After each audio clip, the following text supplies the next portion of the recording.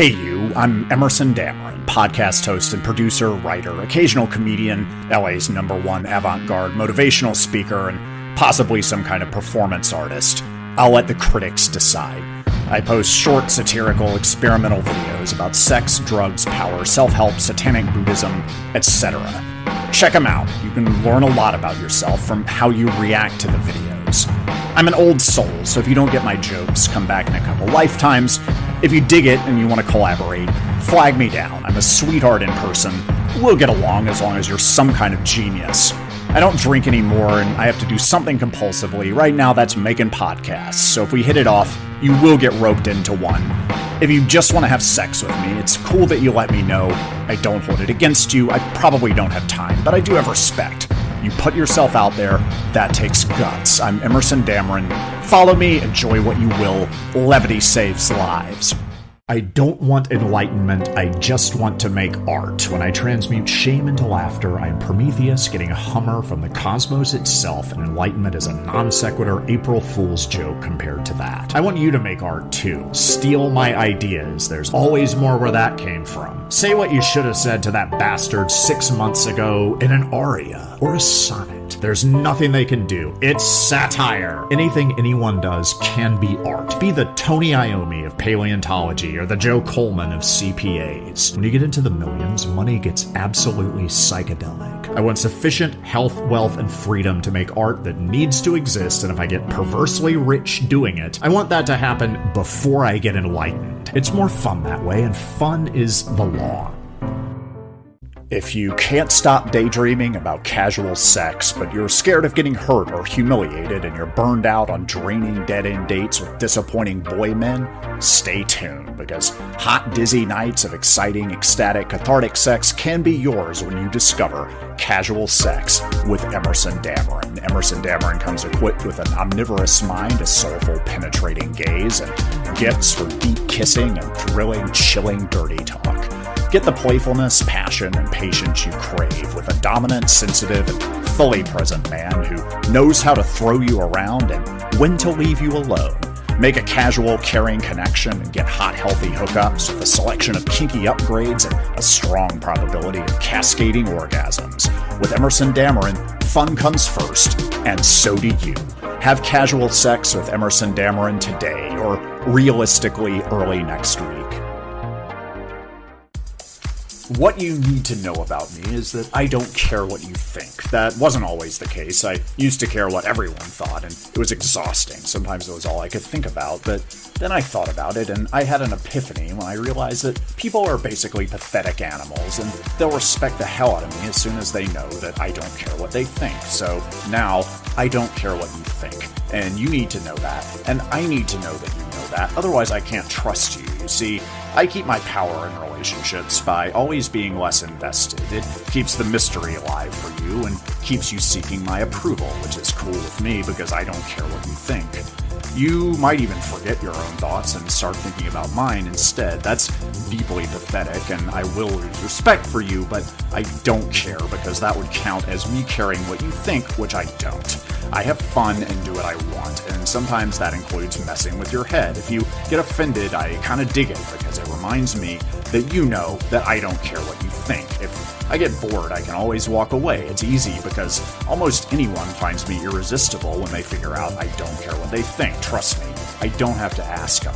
I have bulletproof self-confidence, and I don't want you around if you're weak or insecure. That tells me that you think I might care what you think, and to reiterate, I don't care what you think. I don't think you understand me, and I hate being misunderstood. I don't care what you think, and it's important to me that you know that. I knew this was a bad idea. I knew you would think I cared what you think, and I don't care what you think, and you need to get that through your skull. I make the rules, you play by my rules, and like them, or go home. Otherwise, I go home. I never apologize because I'm not sorry, because I don't care what you think, so get over yourself. Oh, one more thing. I also don't care about your feelings. I don't know much, but I'm certain of one thing, and that's that I don't trust you. I had the courage to trust you before I had the wisdom not to, and by then it was too late. I was hooked on our sick, sexy little liaison. You're sizzling hot and almost guaranteed to burn me, but I wouldn't put money on it because I don't trust you. I wake up in the middle of the night sometimes and feel flames licking the insides of my ear canals, and I wonder if you're talking smack about me behind my back or if you fell asleep smoking and set my building on fire. I don't know because I don't trust you. You add insult to injury like I stir honey into my butterscotch coffee. But then you do that one nasty thing I love just to keep me off balance.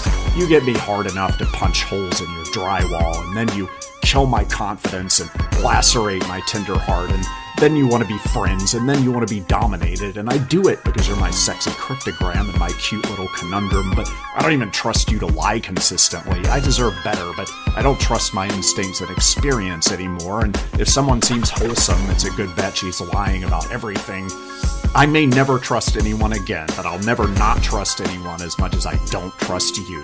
You're on notice until further notice, because I do not trust you as far as I can throw you, but if you want me to, I will come through and throw you around the room, because I keep it real and reliable like that. Yes, I know you want me. It's laughably obvious. When I come into the room, you lick your lips and gyrate your hips like some awkward, besotted Elvis impressionist, which doesn't work for you when you forfeit your swagger, charm, and charisma. The horny, desperate gestalt is unmistakable. You want me, and I'm not mad about it. Attraction isn't a choice. We don't have much conscious control over who gets us crushed out and hot in the crotch. Usually it's someone German engineered to make us miserable, and I am, it must be said, devastatingly sexy. Maybe it's my penetrating eye contact, or my soulful wounded brown peepers, or my hypnotic and sonorous voice, the wave on which my stimulating message of libertine decadence rolls in. It could be my sly and sophisticated sense of humor, or the strong stillness of my deep, grounded masculine presence, or my well-honed skills as a patient and passionate lover, which are internationally known as those who experience them are doomed to run their mouths. Whatever it is, everybody wants me, and I'm reluctant to complain. The party doesn't start when I walk in, it follows me everywhere I go. There's someone for everyone, and that someone is me, because everyone wants me. Once, two seductresses and femmes fatales competing for my attention both hired Skyrider planes that collided midair near my home in Venice Beach.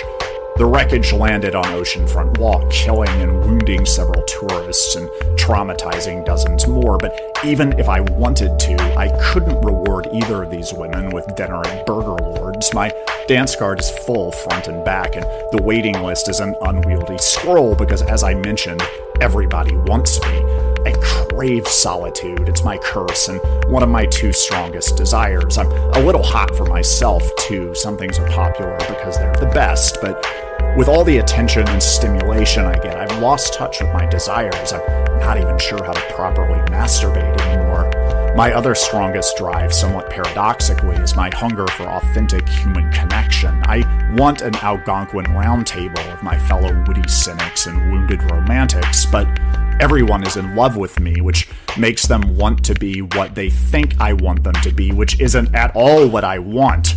I've tried disfiguring myself, I've tried scaring people off with vulnerability and neediness, and I've tried hiding in plain sight, which works about as well as you'd think. It's a melancholy life for the modern Marlboro man, stranded alone in a crowd. Since you ask, I haven't made up my mind about you yet. I like you too much to get your hopes up, or reject you outright. Our genetic imperatives make monsters and fools of us all, but we have some choice in how or whether to act on our attraction, and I prefer to deliberate and take my time deciding who's going to ruin my life.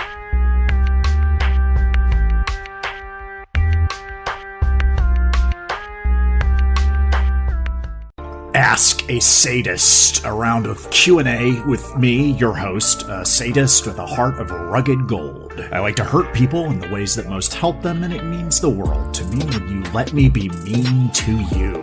Dear Sadist, I am a recently graduated 20-something who just started my new job in my dream profession. What could that be? the mind reels. The one hitch is my boss, Selena. She accuses me of being too sexy. Has even gone so far as to call me, quote, sex on a stick, unquote. She silently drills her disapproving eyes into my back during staff meetings. I have chills. You are obviously attuned to this dance, this game of power dynamics in the workplace in a way that Selena is oblivious to, as she is wielding the cudgel of conventional morality against you, the weapon of boring brutes and dullards. Enjoy your power, embrace it, use it, enjoy the dance. Let this goon feel important. Let her feel like she's hurting you. That will be tremendously exciting for her. She's gonna believe it. It's what she wants to believe, but does not want to think about directly. This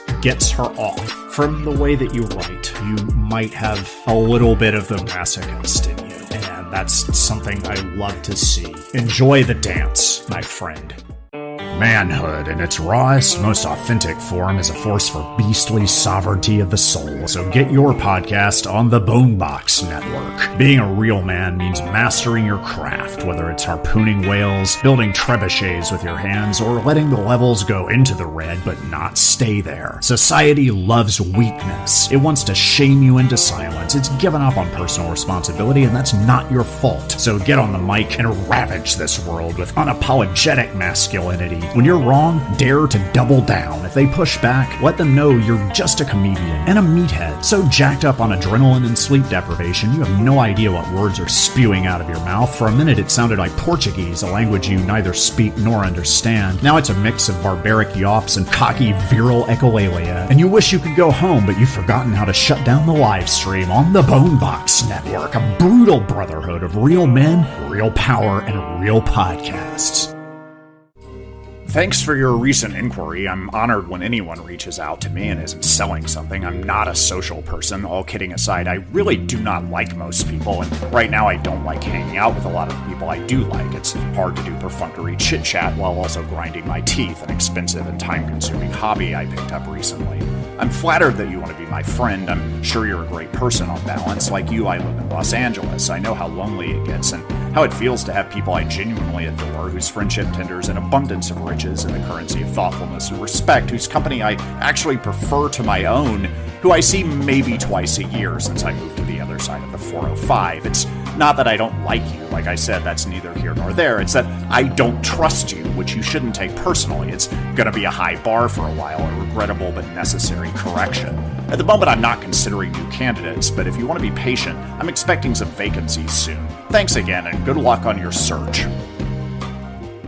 In 1979, the polymath prankster Alan Abel put his own obituary in the New York Times. The reaction surprised him. People he thought were his best friends shrugged, and people he barely knew were heartbroken, which goes to show you don't know who loves you until you've alienated everyone. He's a present, patient, and passionate lover, and a voracious listener, discerning the ways to degrade you that'll make you feel great about yourself. His dry wit brings levity to those and the other indignities of life. He knows when things are too serious to take seriously. He hits the spot, but won't blow up your spot. Hook up with Emerson Dameron this week and make memories you'll never tell your subsequent partners about. With Emerson Dameron, fun comes first, and so do you.